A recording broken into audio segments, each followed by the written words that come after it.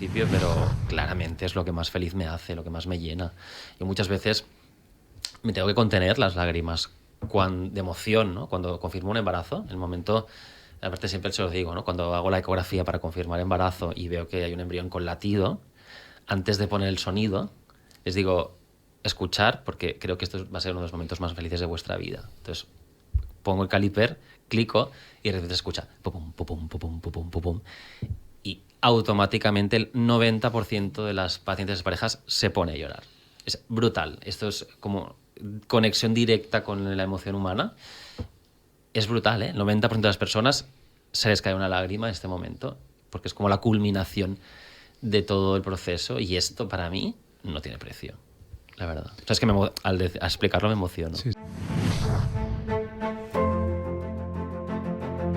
Ferticast. Las voces de la fertilidad. Un podcast para explorar el lado más humano de los profesionales sanitarios que trabajan en el mundo de la reproducción asistida, con el patrocinio de Fertifarm, empresa líder en soluciones de salud reproductiva. Hola, bienvenidos a Ferticast, el podcast de la fertilidad para profesionales de la salud reproductiva. Hoy estamos con el doctor Carlos de Souto, que desarrolla su labor asistencial como ginecólogo especialista en reproducción asistida en Vall-d'Hebron, y la labor privada la realiza en la clínica Eugine de Barcelona. Hola Carlos, ¿qué tal? ¿Cómo estás? Muy bien, buenos días. Gracias por invitarme. Mi nombre es Roberto Costillas y también nos acompaña Francisco Jiménez. ¿Qué tal, Francisco? Hola, buenas, ¿qué tal? Bueno, como decíamos, Carlos de Souto es ginecólogo especialista en reproducción asistida. El doctor de Souto es licenciado en Medicina y Cirugía por la Universidad Autónoma de Barcelona y ha realizado la formación de MIR en Obstetricia y Ginecología en el Hospital de la Santa Creu y Sant Pau. Cursó un Research Stay en el Faculty of Health en la Universidad de Aarhus y en la Fertility Clinic en Dinamarca en el año 2016. Es Fellow en Reproducción Asistida por el Hospital Universitario de Scheus. Actualmente es médico en el Servicio de Ginecología y de Reproducción Asistida del Hospital de Vall-d'Hebron y ha sido profesor asociado en la UAB, ha sido profesor en el Máster de Medicina Materno-Fetal de la UAB y profesor del Máster de Andrología de la UVic. Es un miembro muy activo dentro de las sociedades científicas como es la ESRE o como es la Sociedad Española de Fertilidad. Y ahora mismo pues la parte pública la desarrolla en Vall-d'Hebron y la parte privada en el grupo Eugine. Bueno, pues en primer lugar, Carlos, agradecerte tu predisposición para participar en este Ferticast y estar dentro de esta primera temporada. Es un placer tenerte con nosotros. Y quizás la primera pregunta es ¿qué añadirías o qué quitarías de este breve currículum que hemos resumido de una larga trayectoria profesional dentro del mundo de la ginecología y de la reproducción? Bueno, quizá lo que añadiría al currículum es todo aquello que no aparece en el currículum, ¿no? Que es, por un lado, todas las experiencias que he tenido con las pacientes, que al final es lo que más me gusta y es lo que más me ha enseñado en el día a día. Casos variopintos, casos más comunes, casos de todo tipo, pero lo que es la paciente en sí no aparece en el currículum, pero es lo que más me ha enseñado al final. Y también toda la parte personal, que ahora no me extenderé, pero al final como profesional, aunque siempre nos definimos por el currículum académico, yo creo que hay una parte extra académica, personal, etcétera, que es la que te acaba de moldear como persona y te da pues algunas herramientas para como profesional pues poder desarrollar tu actividad mejor desde mi punto de vista. Oye, pues me encanta porque precisamente de esto va este podcast, es precisamente acercarnos a la persona que hay detrás y cómo ve su aspecto profesional bajo las dos vertientes, como profesional y como persona. Y al final, en la medicina, lo más importante, como bien has dicho, es el paciente, ¿no? Y eso es un punto muy, muy, muy interesante. Carlos, ¿por qué medicina? ¿Qué te motivó a hacer medicina y especialmente ginecología y después especialmente reproducción? Porque es como todo un camino muy... ¿Dónde estuvo la fuente de inspiración para todos estos pasos? En realidad mi vocación inicial era la biología, la veterinaria, porque me apasionaba como los animales en general.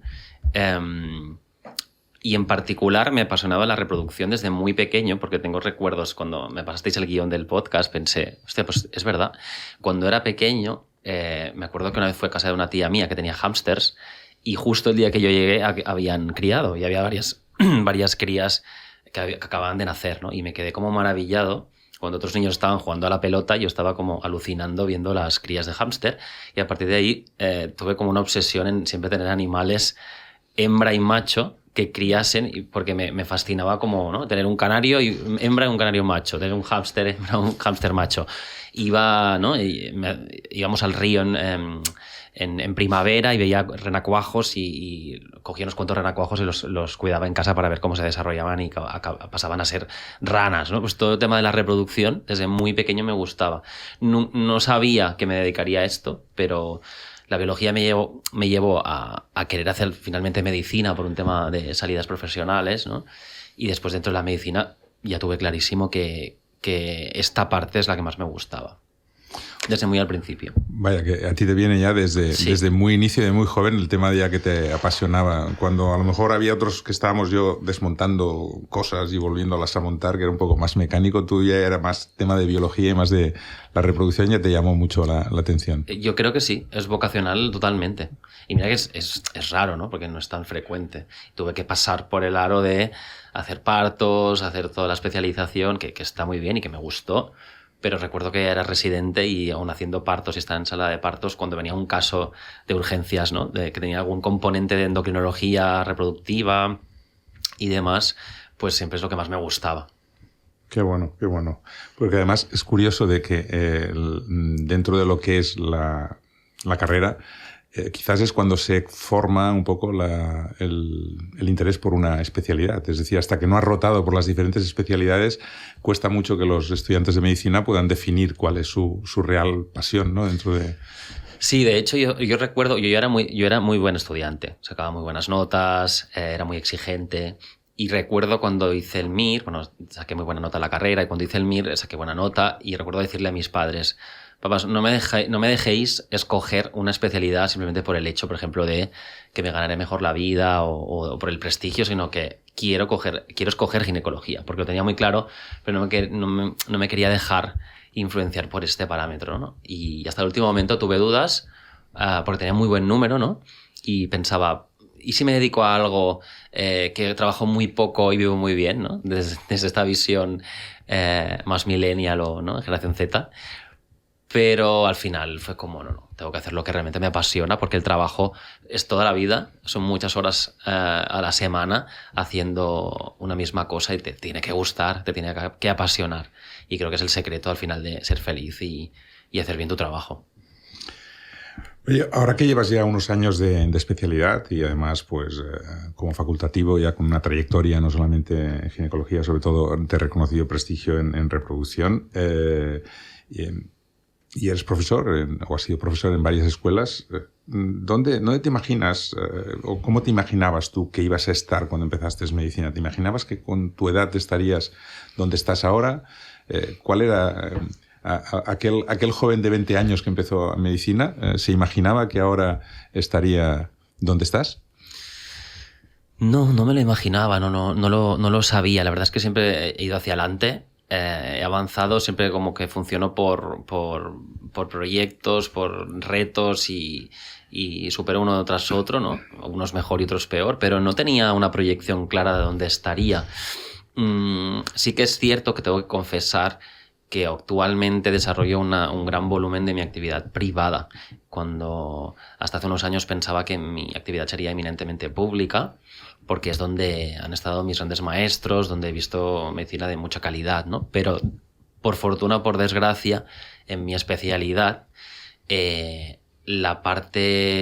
desarrollo privado te permite muchísimas cosas, porque tenemos más recursos y puedo realizar tratamientos de alta complejidad y que son muy costosos y que me permiten trabajar muchas veces como yo quiero y con más libertad, ¿no? Entonces, ahora mismo desarrollo una gran parte de mi trabajo privado y esto igual no lo hubiera pensado, pero sí es así.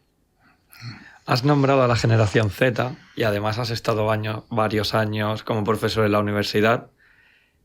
¿Qué destacarías de las nuevas generaciones de especialistas, de esta generación Z de Zoomers, que en unos años pues serán facultativos y también especialistas en repro? pues creo que es muy diferente, ¿no? Si yo me siento como en medio. Si miro a un lado, veo mis grandes mentores y jefes, que son gente que habitualmente han estado siempre en el mismo lugar, en la misma escuela, ¿no? Sintiendo los colores del lugar donde estaban y haciendo caso a sus jefes y de forma como muy sumisa, haciendo las cosas. Y las nuevas generaciones creo que pues se cuestionan más, ¿no? Out of the box, ¿no? En plan, piensan un poco otras cosas, te ponen más en duda las cosas, no tienen miedo a preguntar según qué pregunta incómoda. Desde fuera se puede interpretar como que no te respetan tanto, pero no es una cuestión de respeto, sino del tipo de relación que establecen contigo. Aunque seas su profesor, aunque seas su adjunto, que tienes que explicarle, ellos te ven como un igual en cuanto a persona. Obviamente te pueden tener más o menos admiración, pero no hay esta relación tan de superioridad, ¿no? del que explica respecto al que está escuchando. Son más reivindicativos, priorizan más su vida personal y el disfrute, cosa que yo también estoy a favor de esto, obviamente sin dejar de lado pues ser un buen profesional y trabajar, ¿no? Pero sí que antiguamente pues hacías todas las guardias que te echaban, ¿no? Y más. Y el que más guardias hacía era el mejor y el más sacrificado. Actualmente no. Se han reivindicado, luchan por sus derechos, hacen el mínimo de guardias exigidas para tener la especialidad porque valoran el tiempo fuera, el tiempo con los amigos, el tiempo de disfrute, de viajar, ¿no? Entonces, claramente hay estas diferencias. No tienen tanto miedo en cambiar de lugar, en viajar, en cambiar de trabajo, en cambiar de escuela. Es todo mucho más dinámico. Es interesante el cambio. Está muy bien, porque además hablas muy en positivo de la generación, que hay mucha crítica con respecto a las nuevas generaciones, con respecto al compromiso, con respecto al sacrificio, con respecto al esfuerzo, ¿no? Pero lo has hablado todo en muy positivo, es decir, ahora yo mismo contrataría a uno de esta generación, clarísimamente. Los has dejado muy bien, ¿no? Porque... Hay de todo, ¿eh? Obviamente yo diferencio mucho, yo tengo mucha gente al lado siempre, ¿no? Especialmente en la pública, siempre tengo a alguien a mi lado aprendiendo, siempre. Y hay de todo, ¿eh? Tengo gente a mi lado que está todo el rato mirando Instagram y el WhatsApp y demás. Entonces esta persona, pues para mí no merece demasiado atención, con lo cual no dedico tanta energía en explicarle, porque al final es agotador también, claro. Todo el rato hacer de docente. Y está el que tienes al lado, que notas que está activamente, no de forma pasiva, sino de forma activa aprendiendo. No me importa, por ejemplo, que consulte el móvil, pero si lo consulta para realmente algo que estamos tratando y luego me hace una pregunta oportuna, se nota mucho la persona que está conectada y que está con interés real. Con lo cual hay de todo, como en todas las generaciones, hay gente que es más, pues más jeta, gente que es más vocacional en lo que está haciendo. Y esto se nota, ¿no? Hay de todo. Pero dentro de los buenos, diría, ¿no? De los motivados y buenos, esta generación tiene algunas particularidades muy interesantes. Yo creo que si puedes desarrollar muy bien tu vida fuera del trabajo, te puede aportar, te puede enriquecer muy bien tu práctica clínica. Porque al final somos personas los médicos, no somos máquinas diagnósticas, ¿no? Somos personas. Bueno, además es curioso porque posiblemente los cambios generacionales siempre existen y siempre son muy marcados. Pero quizás ahora entre tu generación y la generación que viene detrás es donde el cambio es más alto. Y quizás destacaría lo que has dicho, que es posiblemente un cambio en los criterios y en los valores de vida, en la forma de entender la vida y la combinación de vida, trabajo, profesión, carrera, que cambia todo, ¿no? Y a nosotros, los más antiguos, nos cuesta más. Pero sí que es cierto que existe un salto entre tu generación y la siguiente generación, la generación Z, muy, muy, muy importante. Pero bueno, al final habrá que gestionarlo como todo lo que gestionamos, sí. ¿No? Oye, y como generación, ahora vosotros sois el futuro de la reproducción asistida. Es decir, ahora hace 40 años que tuvimos la primera tratamiento de FIP en España. Y se están jubilando ahora, o se van a jubilar los próximos años, pues todos los que han sido los líderes de la reproducción en España. ¿Cuáles son los retos que tenéis que abordar los jóvenes que vais a ser los nuevos líderes dentro de reproducción? Hay diferentes aspectos, ¿no? Uno es el aspecto técnico. Yo creo que hemos desarrollado muchísimas técnicas y hemos perfeccionado mucho los tratamientos y estamos en ello para mejorar. A nivel técnico, uno de los grandes retos es la edición génica. Yo creo que para los que estén escuchando, la edición génica Básicamente hasta ahora lo que estábamos haciendo es, en algunas situaciones, descartar aquellos embriones que tienen alteraciones genéticas que van a ser pues, incompatibles con la vida o van a desarrollar alguna enfermedad grave, ¿no? La edición génica trata de aquel embrión que tiene una alteración concreta, repararlo y que pueda dar lugar a un embrión sano. Esto plantea muchísimas dudas éticas y legislativas. Es muy complejo, pero está ahí y tarde o temprano, de alguna forma u otra, más o menos regulado, más o menos limitado, acabará llegando algún día, no sé si son 5, 10 o 30 años, pero está ahí y no se ha de negar. Y luego a nivel también legislativo, creo que la ley de reproducción asistida en nuestro país es una de las más garantistas y permisivas y más interesantes. De ahí que la de reproducción asistida se haya desarrollado tanto en nuestro país. Pero, por ejemplo, un temazo es el tema del anonimato de los donantes. Uh-huh. Yo estoy a favor de un sistema más versátil o más abierto en el que pudieran coexistir las dos modalidades, la donación de gametos anónima y la no anónima, y que al final se pudiese escoger, pues garantizando los derechos de todas las partes, qué modalidad escoger, ¿no? Y este es un temazo también, el tema del anonimato. Y luego, para acabar, os diría también, a nivel de generación, a mí me preocupa mucho, lo que más me preocupa es la experiencia de la paciente.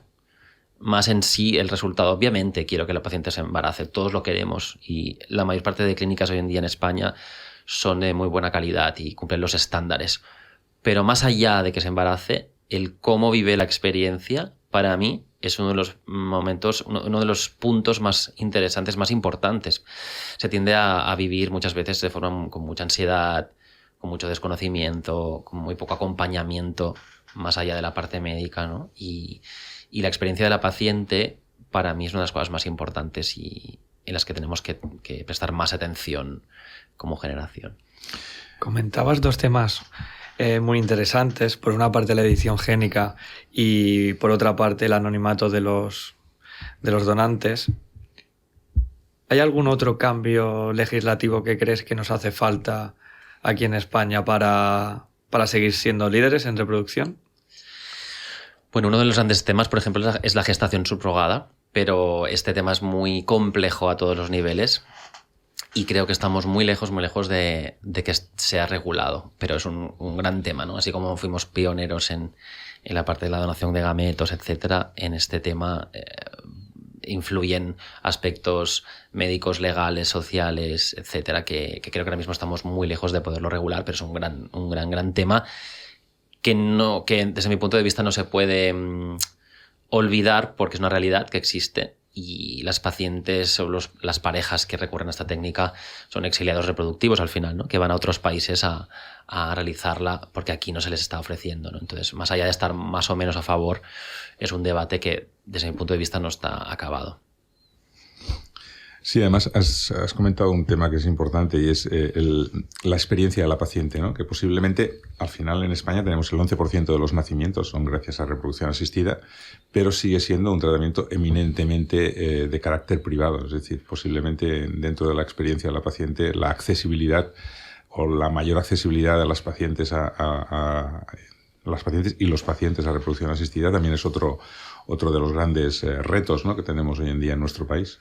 Pues tienes razón, no lo había pensado, pero esto es verdad, al final es dramático, ¿no? España es el país del mundo ahora mismo con la edad de la mujer al primer hijo, con el país que tiene una edad mayor, ¿no? A partir de los 32 años es la edad media del momento que tienen el primer hijo y esto hace que, ¿no? Cuanto mayor son las mujeres que buscan embarazo, más probable es que les cueste, más probable es que aparezca patología.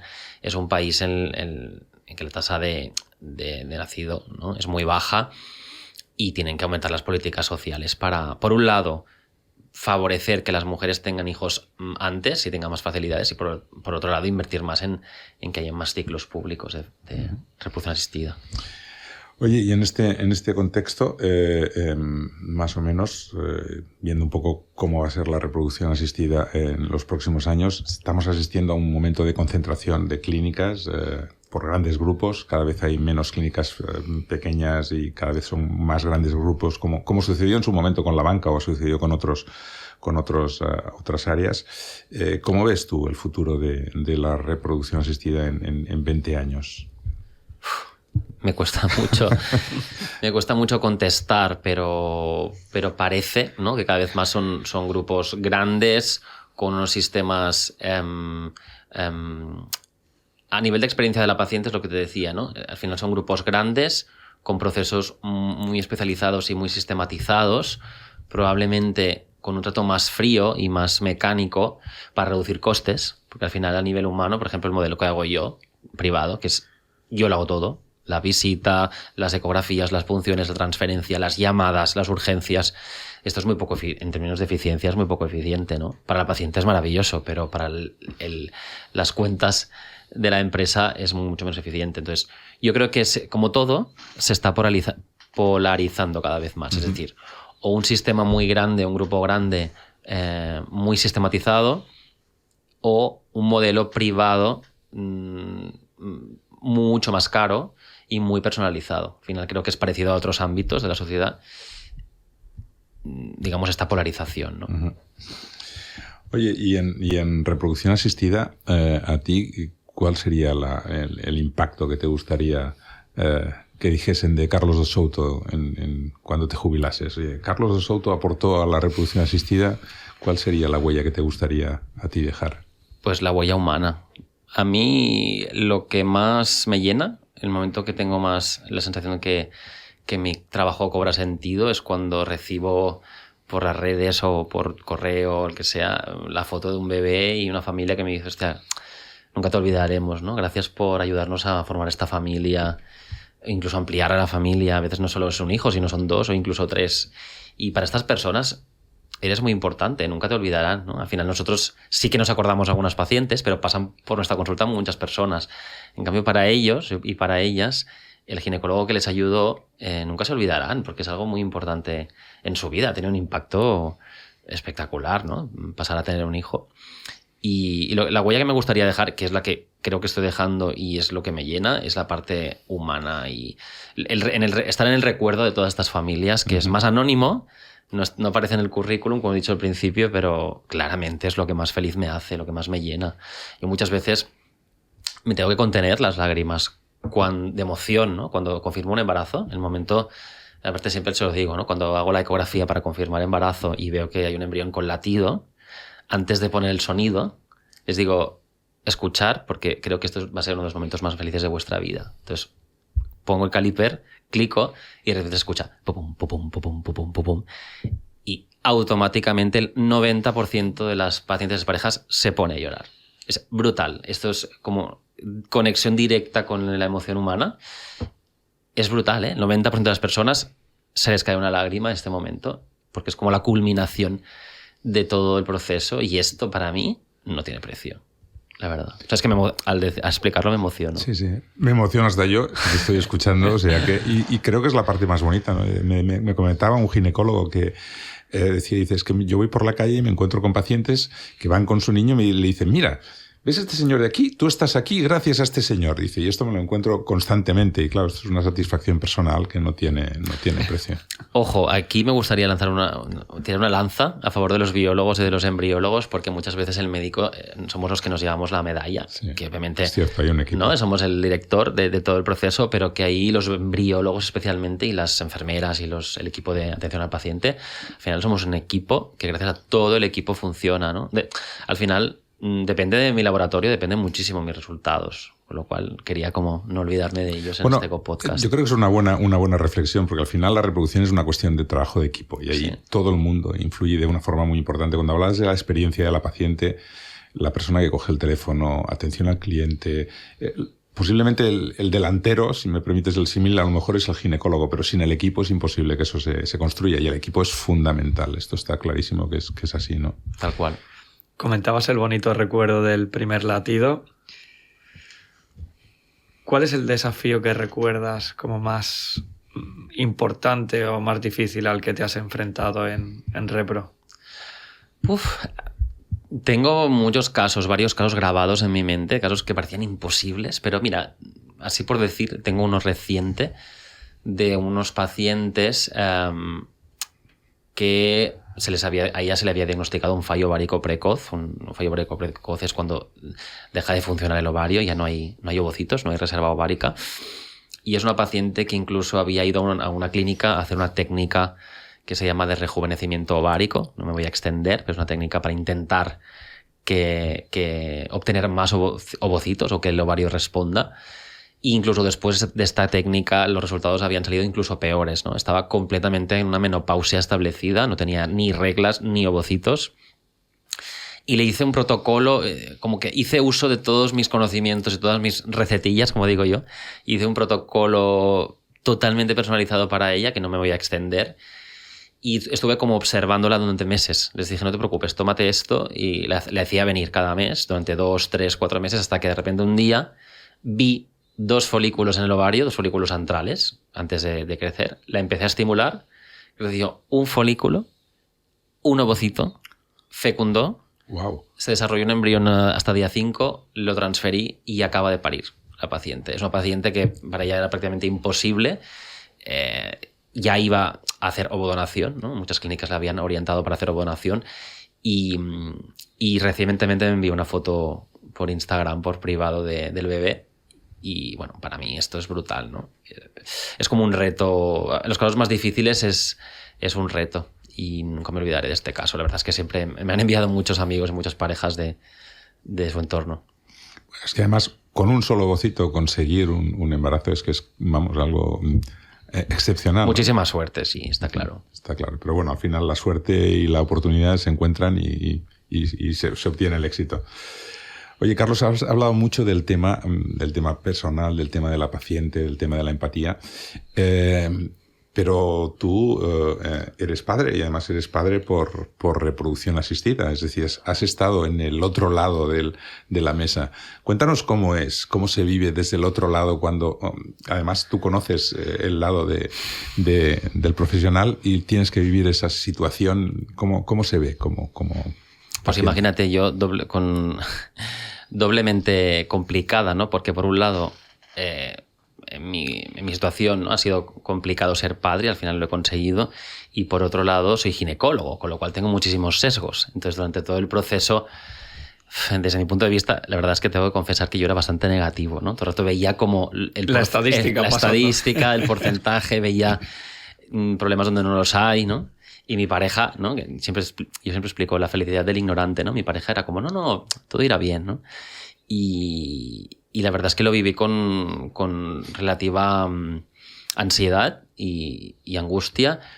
Y esto yo creo que es una de las claves que me ha ayudado a tener esta empatía con las pacientes. De hecho, muchos de los profesionales que conozco en redes y gente que divulga de todos los ámbitos, ginecólogos, nutricionistas, etcétera, de alguna forma, luego conociéndolos en el backstage, muchos de nosotros compartimos que en realidad a nosotros nos ha costado ser padres y seguramente es uno de los motivos por los cuales nos gusta como divulgar y este trato con la paciente. Sí. ¿Y ha cambiado tu forma de tratar a los pacientes antes de la reproducción y después de la reproducción del caso de tu hijo o de tu hija? Mi hijo. Yo creo que se han juntado 2 cosas. Se ha juntado que he tenido esta experiencia y que me hago más mayor. Ya. Entonces, cuando más mayor me hago, más tranquilo estoy delante de la paciente. No estoy tan pensando en que tengo que gustar a la paciente o tengo que convencerla o ilustrarla o demostrarle todos los conocimientos que tengo, sino que estoy como más tranquilo, más seguro de mí mismo y me ocupo más en acompañarla y en responderle a lo que realmente ella necesita saber. Porque hay veces que no necesitan saberlo todo, necesitan algunas cosas y no hace falta explicar el mismo rollo y a todas las pacientes, sino personalizar incluso la forma en la que informas o la forma en la que acompañas.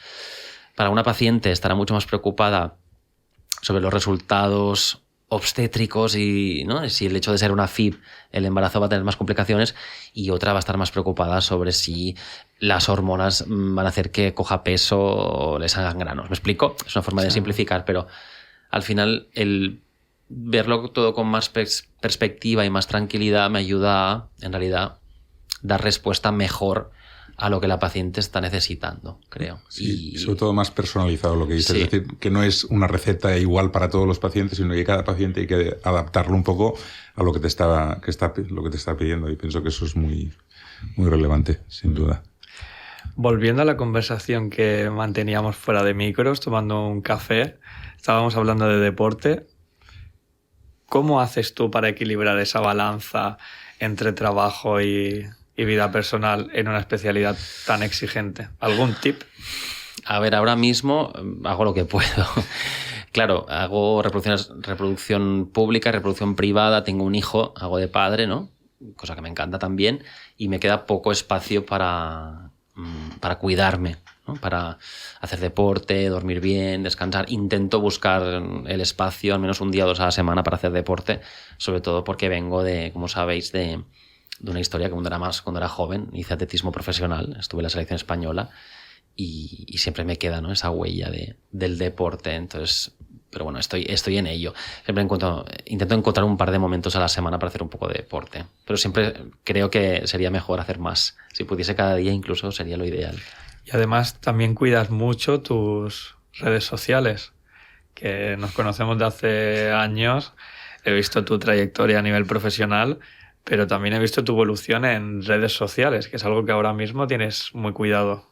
Sí, la verdad es que sobre todo en Instagram soy bastante activo. Es una cuenta que es profesional, pero que es bastante casera, en realidad. Todo el contenido lo genero yo y lo edito yo.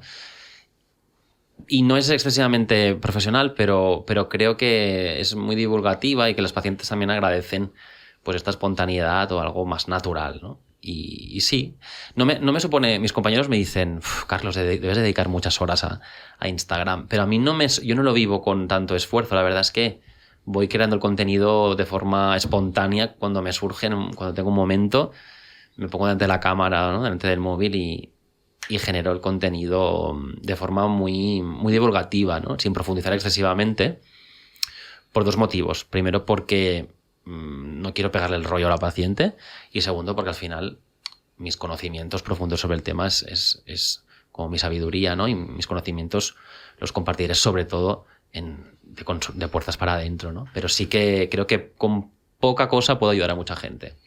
O sea, eso te hace no solamente el hecho de que más pacientes se acerquen a ti, sino un poco esa labor de divulgación, de formación, de conocimiento, ¿no? de las pacientes. ¿Tienes mucho feedback con las redes sociales? Porque las redes sociales no está solamente cuando publicas, sino precisamente que después esto es como una especie de bola de nieve que te vuelve hacia ti, ¿no?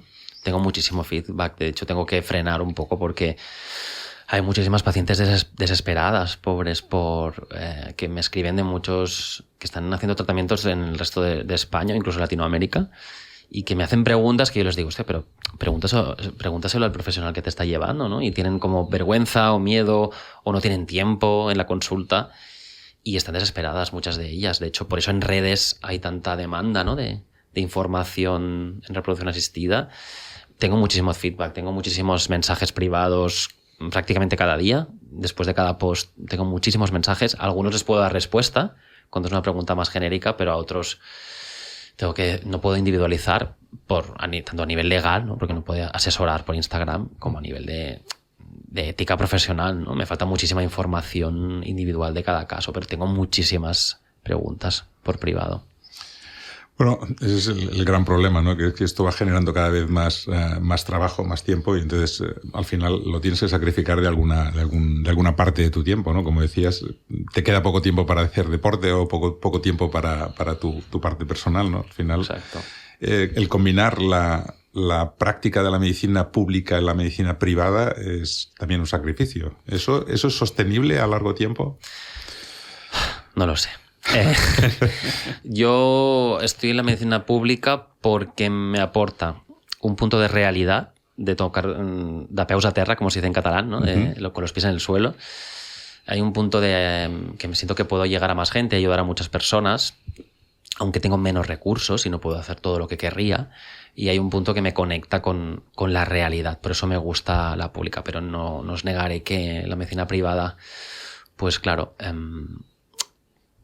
los sueldos son mucho mayores y esto me permite también como conciliar mucho mejor. Entonces no sé hasta cuándo será sostenible. De momento lo voy llevando y a ver cuánto dura. Muy bien. Oye, y ahora que hablamos de temas personales, ¿alguna afición así no conocida, alguna afición que tengas A mí me gusta mucho la música. Me gusta mucho cantar y toco la guitarra y un poco el piano. Me gusta mucho, mucho la música. De hecho, en realidad cuando me hablabas de mi vocación, inicialmente, de hecho, antes de estudiar, muchas veces me planteé ir al Instituto del Teatro y ser actor, cantante, toda la parte artística la tengo como hobby, pero está ahí, sí. O sea, ¿tocas algún instrumento? Toco la guitarra. Aprendí durante la carrera de medicina en mi casa, entre examen y examen, y toco la guitarra sobre todo, y canto, y toco un poco el piano, pero también autodidacta. Bueno, son esos momentos que te ayudan a evadirte de las tensiones y de los problemas del día a día. Qué bueno. Sí. Aprovechando que estamos hablando de música y que estamos en este entorno, no sé si eres muy aficionado a los podcasts, si recomendarías alguno.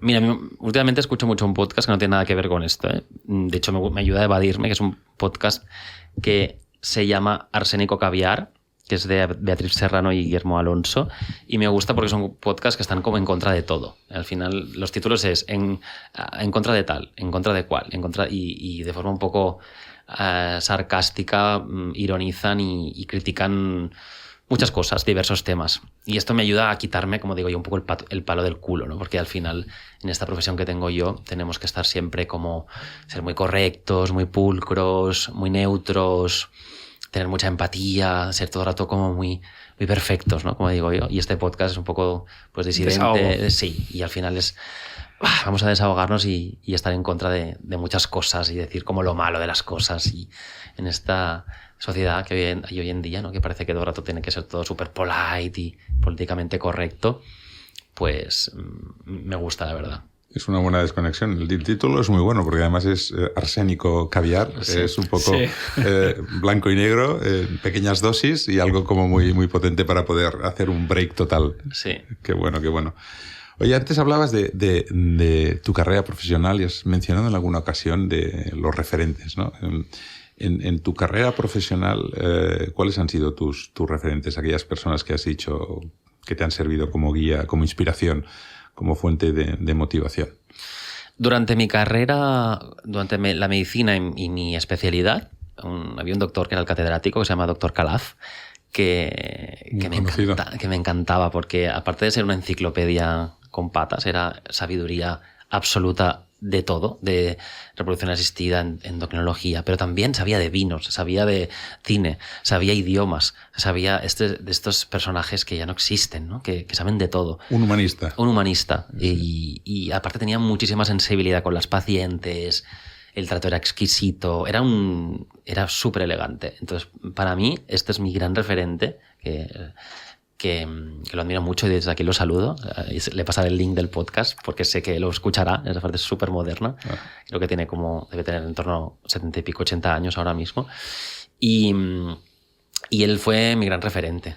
Y después, pues a nivel de reproducción asistida, tengo muchos, ¿no? Pero sobre todo, unos de mis grandes mentores fueron cuando estuve en la época que estuve en Descheus con el doctor Barry y el doctor Coroleo, que me parecen también pioneros y que han estado ahí en los orígenes de la reproducción asistida privada, que los admiraba porque eran los que más sabían, los que más trabajaban de todo el equipo y los que estaban ahí al pie del cañón siempre, ¿no? Y con lo cual son unos grandes referentes. Y sobre todo también los grandes grupos, por ejemplo, es decir, hay grandes grupos que creo que tienen mucho mérito, ¿no? Algunos médicos porque han creado de pequeñas clínicas pues imperios a base de, creo, trabajar bien, ¿no? Trabajar muy bien, hacer bien las cosas, ir de la mano de la evidencia científica, publicar, hacer estudios serios, y creo que los grandes grupos que ahora lo son gracias a que desde el principio hicieron las cosas bien, ¿no? Las cosas muy bien, sí, sin duda. Hablábamos de referentes y ahora te queríamos preguntar, ¿quién te gustaría que invitásemos al podcast, que fuera nuestra próxima víctima? Pues mira, Antonio Requena. Antonio Requena... Hombre. Supongo que sabéis perfectamente quién es. Un placer traer a Antonio Requena al podcast. Sí, somos grandes amigos. Pese a que hay un bache generacional entre él y yo, somos grandes amigos por circunstancias de la vida. Y es el director médico de todo IBI. Y me parece una persona súper interesante porque os puede contar, ha vivido la historia de la reproducción asistida desde los inicios hasta ahora. Y es una persona excelente a todos los niveles y tengo una gran amistad. Creo que puede aportar a este podcast muchísimo. Es un gran profesional y una grandísima persona. Sí. Es un placer hablar con Antonio. Siempre encuentra una solución. Es una persona extremadamente positiva. Me parece toda una persona ideal para traer la Ferticast. Y es una persona que yo siempre cuando hablo con él lo admiro porque digo, la cantidad de viajes, reuniones, situaciones que ha vivido esta persona en todo el mundo le debe de aportar un background y un conocimiento, ¿no? que admiro realmente. Sí, realmente. Y además ha vivido, como tú has dicho, la reproducción asistida desde los inicios, ¿no? Y eso también es una experiencia que puede transmitir algunos tips interesantes para todos los oyentes. Bueno, Carlos, oye, ha sido un auténtico placer tenerte aquí, poder estar charlando contigo y conocer un poquito más de la persona que hay detrás. Ahora todavía nos gusta mucho más que el profesional que hemos visto. El futuro de la reproducción asistida al final pasa por las personas de tu generación, profesionales como tú, que tenéis esa visión mucho más integrativa y además yo creo muy orientada al paciente. Eso es un tema que es fundamental. Al final las pacientes es la clave de todo esto y bueno, pues para nosotros ha sido un auténtico lujo tenerte aquí. Muchas gracias por estar con nosotros y bueno, pues te dejamos aquí que des las últimas palabras del Ferticast de hoy. Muchas gracias a vosotros por la confianza, ha sido un placer, he estado súper a gusto con vosotros dos. Y nada, aquí estoy. Todo lo que tenga que ver con la divulgación y las pacientes, que es lo que más me gusta, al final pues estaré encantado de colaborar. Pues gracias, Carlos, gracias, Francisco, y nos escuchamos en el próximo episodio. Adiós. Muchas gracias. Adiós. Has escuchado Ferticast, las voces de la fertilidad. Suscríbete ahora en Spotify, iVoox, Apple Podcast o YouTube para no perderte ningún episodio. Únete así a la conversación sobre el lado más humano de la salud reproductiva. Este podcast es posible gracias al patrocinio de Fertifarm, empresa española dedicada exclusivamente al mundo de la fertilidad. Nuestra dedicación exclusiva hacia las clínicas y centros de reproducción asistida nos permite aportar innovaciones y soluciones innovadoras en salud reproductiva.